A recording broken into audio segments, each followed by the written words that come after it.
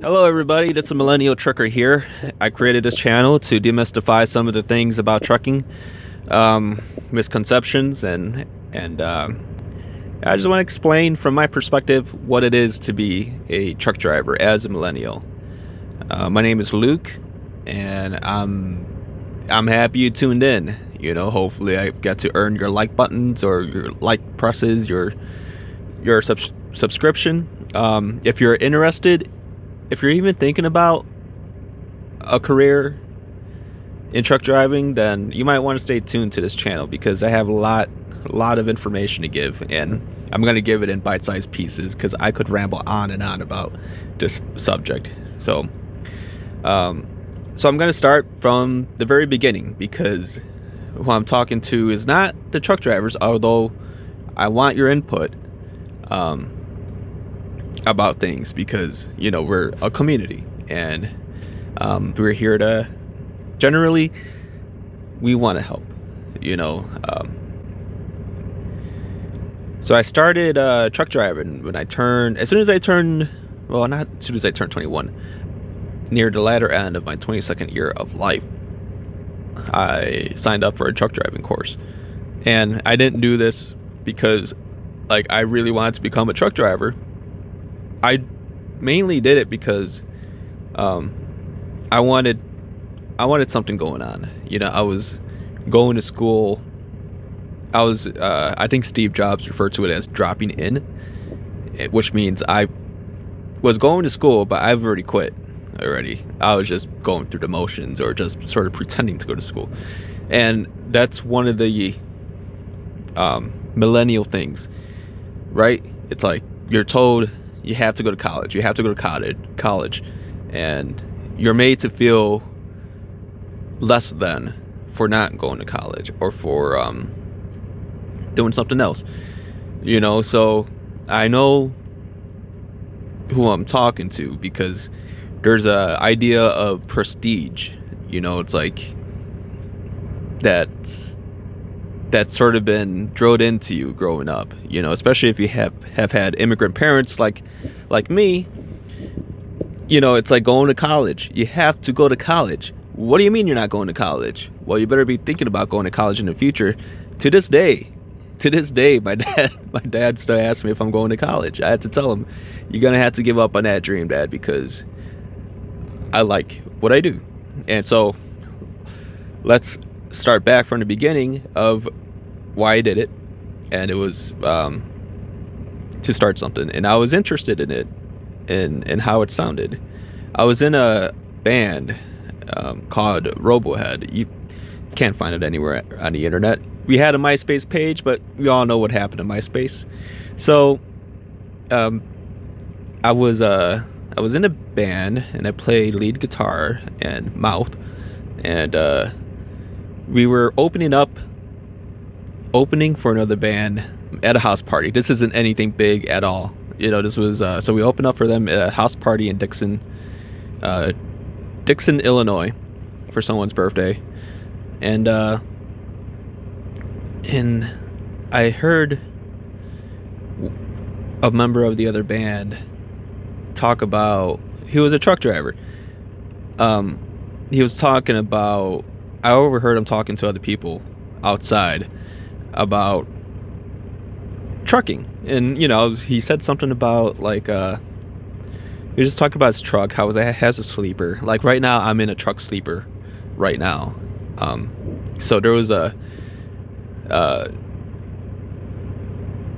that right there was sort of a thing I didn't know anything about. It's like, dude, drivers sleep in their trucks? Do they get in through the hatch through the side? I didn't know there was an entrance right here. This is, up here is the driver's seat right here, and I had no idea. So you have the amenities of a studio apartment. It's a little more compact, but you're on wheels. So if you like to travel, if you like driving, then it's pretty amazing, I think. And so I got home and started doing some research on truck driving school, and I found one, the local community college, and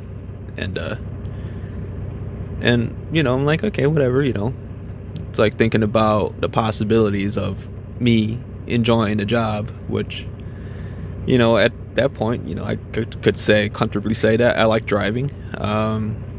Listening to a lot of podcasts at the time, I'm like, well, driving will give me a lot of opportunity to listen to all my podcasts, you know, and you know, I could see the country, you know, and I'm like, okay, cool. So knowing that the truck driving culture was popular during the 70s, 60s, 70s, I bought the movie Convoy with Chris Christopherson, and I knew about this movie before, and I might have seen it, but I was like, no wait, actually I didn't see it because I didn't remember the ending. So I saw the movie, and you know, the rubber duck, and I'm like, you know what? I like it. I like the possibility of being free, you know, because my choices at the time was to be a nurse, which I was just doing it for the money. You know, people say, hey, be a nurse, be a male nurse. They're in demand. You know, I'd go into these websites and type in careers in demand, you know, and like, I'm pretty decent computers. I was doing programming. I was doing Pascal up to that time, some real nerd stuff. And I'm like, I don't want to be in front of a computer for the rest of my life. And that was just my choice, my preference. You know, it's like, even though I have natural inclination towards technology, I didn't want to be in front of technology.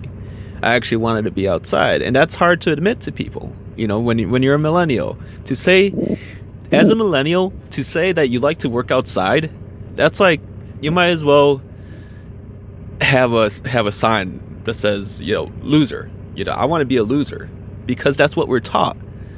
You know, it's like, we think construction, we think just the and it's wrong to think, but it's like low level stuff. You know, it's like, we go to college so we could, you know, work with our minds. It's like, if I had known that truck driving was going to be pretty challenging, you know, it's like, there's types of truck driving, like, once you get into it, there's a lot to it. Going back to how I started, is that I saw the movie Convoy, and I'm like, yeah, you know, that seems like something I would really want to do, because I have trouble with conformity. You know, I have trouble with keeping a schedule. You know, I have these things, and that's just a product of my own, you know, personality. You know, I don't know what it is, but that's just the way I am. I didn't want to be somebody who I wasn't. So what I decided was that, you know, yeah, I'm gonna get a CDL, see what happens, go down to the school. So they teach you how to pass the test, how, you know, they teach you how to do logs, you know, and that's pretty much it. You know, it's like they'll keep trying. At least the school that I went to, you know, it's like they want to keep up their pass rate, so they'll keep working with you. You know, you paid all this money to get your CDL, by golly, you're gonna get your CDL. And so passed that test, and then I started looking for a job. And, you know, it's like, you go to a truck stop, you grab one of those, and this is exactly what I did. You know, this was you know, I was very hands-on, and so I went down to the local truck stop, and I'm like, there's got to be some kind of like job board or something like that. And, you know, sure enough, there are stacks of publications, you know, and I grabbed one of those inserts, and I knew the trucking company of that band member I was talking about earlier in this video. He said who he worked for. I'm like, you know what, they sound like a pretty badass company. If he likes it, you know, then I think it's something I can enjoy. That's all I got for you now. You know, it's like I could ramble on and on and on about this topic, but I try to keep this stuff tight, and hopefully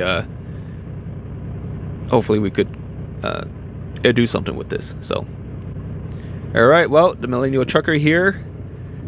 Up to you if you want to hit the subscribe button.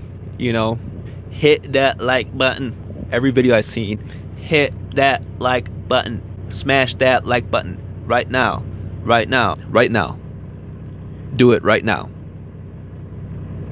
No, now. All right, well, I hope you enjoyed this video, and I'll see you next time.